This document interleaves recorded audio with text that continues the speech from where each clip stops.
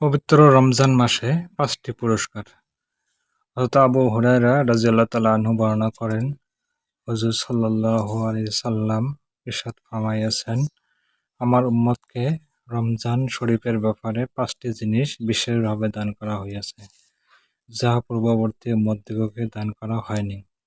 ১. রোজাদারের মুখের দুর্গন্ধ আল্লাহ তাআলার কাছে মিশকের ঘ্রাণের চাইতে অধিক প্রিয়।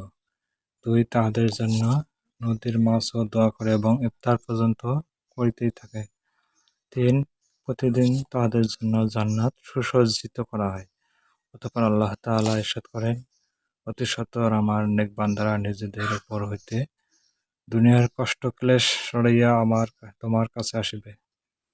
৪. এই মাসে দুষ্ট ও অবাধ্য শয়তানদিগকে আবদ্ধ করিয়া রাখা হয়। ফলে অন্যান্য মাসে তারা যে সমস্ত পাপ কাজ পর্যন্ত পৌঁছিতে পারিত, এই মাসে সেই পর্যন্ত পৌঁছিতে পারে না। ৫. রমজানের সর্বশেষ রাত্রে রোজাদারদিগকে মাফ করিয়া দেওয়া হয়। সাহাবায়ে কেরাম আরজ করিলেন, ইয়া রাসূলাল্লাহ, সেই রাত্র কি শবে কদর? ইরশাদ করিলেন, না, বরং নিয়ম হইল কাজ শেষ হইলে মজদুরকে তাহার মজুরি দেওয়া হয়। তারগিব আহমদ, বাইহাকী।